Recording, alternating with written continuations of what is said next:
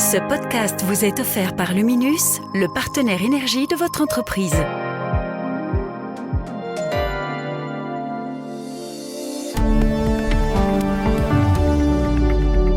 Vous écoutez Z sur 7, le podcast quotidien de Trendscanal Z. Nous sommes le 17 juin. Votre podcast aujourd'hui est écrit par Léo Rochet et animé par Jean-Pascal Ledoux. Bonjour à toutes et tous. Aujourd'hui, à la une de votre épisode, le conflit au Moyen-Orient enflamme le prix du pétrole suite au bombardement sur des sites pétroliers en Iran.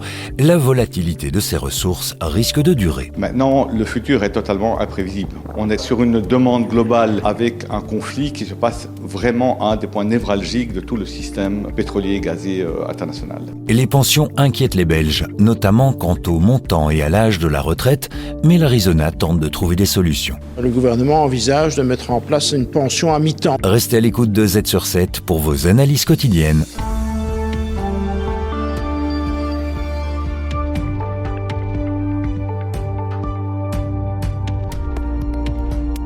Z sur 7 à la une.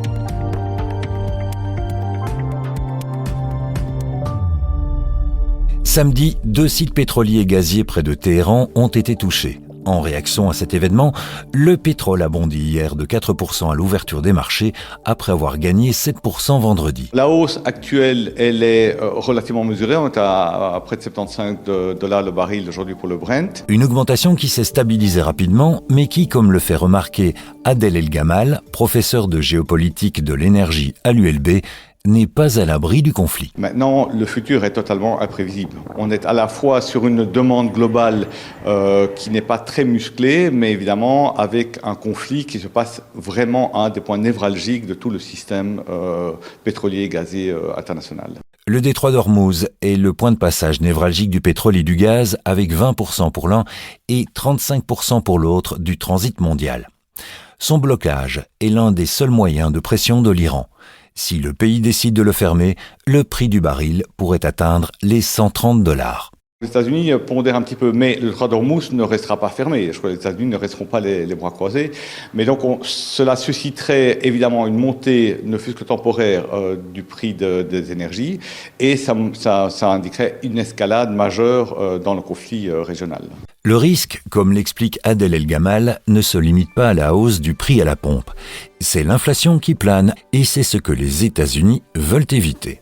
Je pense que ce n'est pas dans l'intérêt de Trump d'avoir que le conflit dégénère au Moyen-Orient. Cela va générer de l'inflation. On sait que c'est le point sensible pour les États-Unis.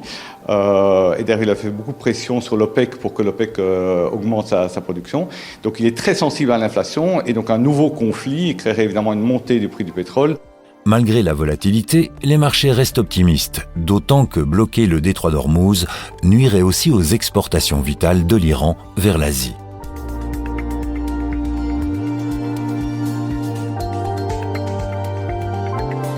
Z sur 7 à la une. Selon le dernier observatoire de la banque CBC, les Belges s'inquiètent pour leurs pensions. Malgré le grand projet de réforme préparé par l'Arizona, les premières mesures ne semblent pas les rassurer, comme le décrypte Patrick Wagner, conseiller en structuration patrimoniale de la CBC. Évidemment, ils l'aperçoivent pour certains négativement parce que ce qu'il en ressort quand même, et notamment dans la presse, c'est les points qui sont négatifs, la suppression du bonus pension, la plus grande difficulté de prendre sa pension anticipée, des années de carrière comme le chômage qui ne serait plus pris en compte. L'âge de la retraite aussi ne convient pas aux sondés. S'ils estiment que 61 ans et demi est l'âge idéal, l'âge légal vient de passer à 66 et atteindra les 67 ans en 2030. Le gouvernement envisage de mettre en place une pension à mi-temps. Pierre de Volder, expert des pensions à l'UCL, se penche sur l'une des solutions proposées pour diminuer le taux d'activité des seniors. Ce qu'on appelle le régime de la pension à mi-temps, qui permet des atterrissages de fin de carrière un peu plus soft. Parfois, on entend beaucoup de nos concitoyens dire « Moi, travailler comme je le fais aujourd'hui jusqu'à 67 ans, c'est impossible. » Ben oui, probablement qu'ils ont raison, mais ils seraient peut-être pas si mécontents de ça, de travailler à mi-temps et d'avoir une moitié pension, moitié travail pendant encore un certain nombre d'années. La plupart des Belges comptent majoritairement sur leur pension pour leur retraite. Pourtant, ce montant ne va probablement pas augmenter. Et l'idée du gouvernement serait de charger l'employé de verser une partie du montant de la pension. Ça existe dans beaucoup d'autres pays. Donc, si on veut un peu amortir le coût du vieillissement et donc, d'une certaine façon, réduire en partie la voilure du premier pilier, il faut offrir à nos concitoyens une alternative parce que sinon, ça n'est pas crédible. Et le deuxième pilier constitue probablement la priorité pour pouvoir offrir à tous nos concitoyens, premier plus deuxième pilier, une retraite qui ne soit pas dégradée significativement par rapport à la situation d'aujourd'hui. Donc c'est une excellente idée et il faut le généraliser et le rendre obligatoire. Si les employeurs doivent verser une cotisation de 1% pour la pension de leurs employés, l'Arizona veut atteindre les 3%. Une bonne nouvelle pour les pensionnés, moins pour les entreprises qu'il faudra probablement aider à supporter cette augmentation. Z sur 7, la tech au quotidien. Notre collègue Christophe Charlot de Trends Canal Z épingle une idée technologique qui boostera votre productivité.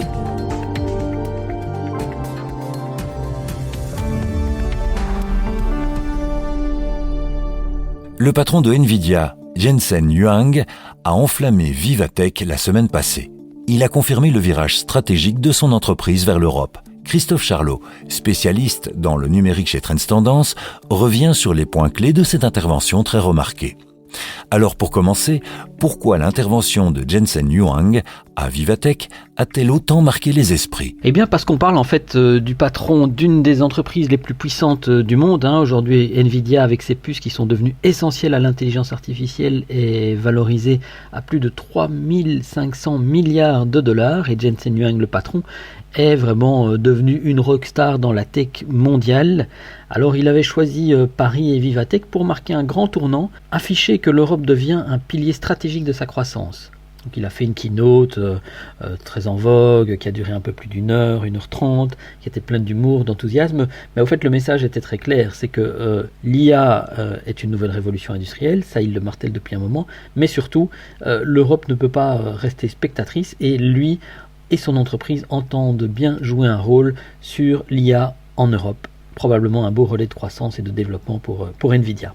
À ce sujet, que faut-il retenir de l'alliance entre Nvidia et Mistral AI ? C'est un gros coup évidemment. Nvidia qui s'allie à la pépite française Mistral, pleine d'espoir au niveau européen en matière d'intelligence artificielle, dans le but de lancer Mistral Compute, une offre cloud qui est souveraine, qui est dotée de 18 000 puces Blackwell, bon bref, c'est les plus puissantes du moment.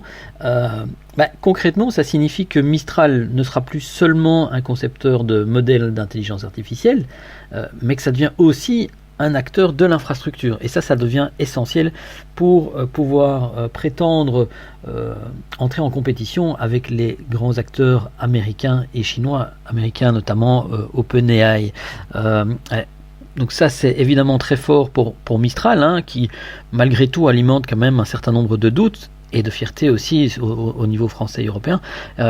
Après pour Nvidia c'est aussi un moyen d'ancrer sa puissance de calcul en Europe, tout en rassurant aussi sur la question de la souveraineté numérique qui est un enjeu de plus en plus présent chez nous en Europe. Et puis c'est aussi un signal, le continent européen est désormais pris au sérieux dans la compétition mondiale de l'intelligence artificielle. C'est vrai qu'on a toujours vu aujourd'hui deux pôles, l'Asie et les États-Unis sur ce créneau-là, mais visiblement des acteurs et des acteurs américains notamment se disent que l'Europe peut être intéressante.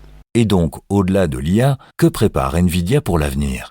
Alors c'est vrai que Nvidia c'est pas que de l'intelligence artificielle.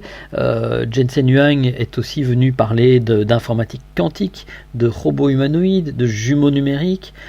Il annonce la construction du premier cloud industriel d'intelligence artificielle au monde en Europe. C'est majeur, ça va permettre de simuler, d'optimiser, d'automatiser des processus industriels à grande échelle.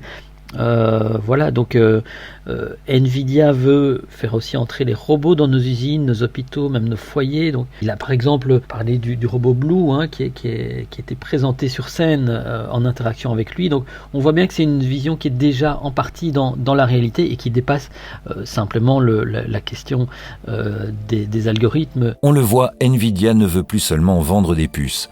L'entreprise bâtit un écosystème complet autour de l'IA en Europe et au-delà. Pour les entreprises européennes, c'est une bonne opportunité, mais aussi une dépendance à surveiller dans un contexte de souveraineté et d'équilibre des forces technologiques mondiales.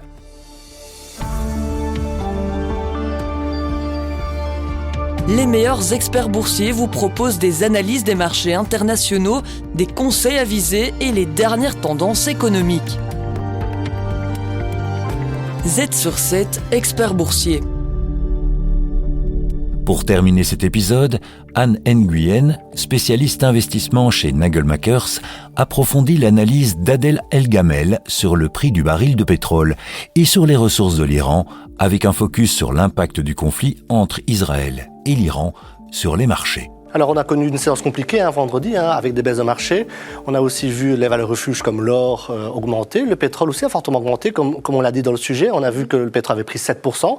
Ce matin, il a pris 5% dans la séance asiatique, mais avec peut-être une confiance qui revient. Il a un peu baissé aujourd'hui, mais donc on voit que les investisseurs sont assez prudents.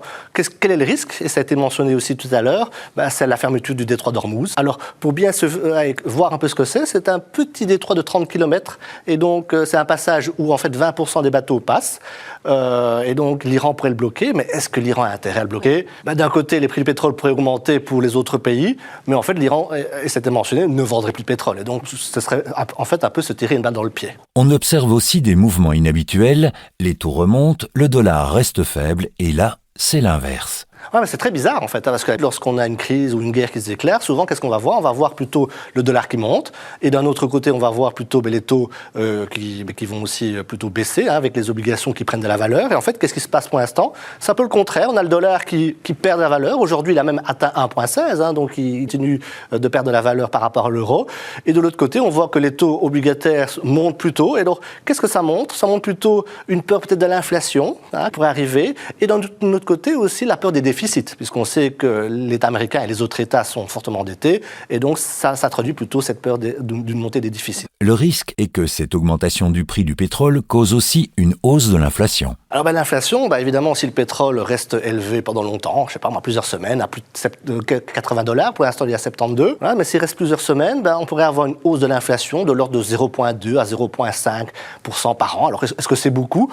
C'est en tout cas significatif, et donc ça pourrait embêter en fait les banques centrales, parce qu'on sait que les banques centrales sont pour l'instant en train de baisser les taux, et donc si les taux montent, si l'inflation monte, en fait les banques centrales pourraient ralentir la baisse des taux ou même l'arrêter. Cette hausse impactera directement les citoyens et aura des conséquences sur la croissance. Qui dit hausse du prix du pétrole, dit hausse du prix de la pompe, et donc finalement c'est un peu pénalisant pour les ménages, aussi pour les entreprises, donc c'est moins de pouvoir d'achat, c'est moins de marge pour les entreprises, et donc ça peut amener à une situation assez complexe, un espèce de dilemme en fait, où on a d'un côté de l'inflation, mais de l'autre côté, une baisse de la croissance. Là, c'est ce qu'on appelle la stagflation, et c'est horrible en termes économiques. Ce sont les secteurs de l'automobile, du luxe et du voyage qui ont été le plus touchés, alors que l'or et certaines obligations ont pris de la valeur. Pour Anne Nguyen, il faut être prudent, mais il y a des opportunités dans le marché, donc il faut bien analyser les différents secteurs. C'est tout pour l'épisode d'aujourd'hui. Merci à tous et toutes de nous avoir écoutés. On se retrouve demain avec plus d'analyses sur l'actualité dans un nouvel épisode de Z sur 7. Et de quoi parlerons-nous demain, Jean-Pascal ? Demain, Peter de Keyser nous parlera du sommet crucial qui se tiendra à La Haye les 24 et 25 juin prochains, où l'OTAN fera face à des divisions sur la défense, l'Ukraine et sa cohésion stratégique.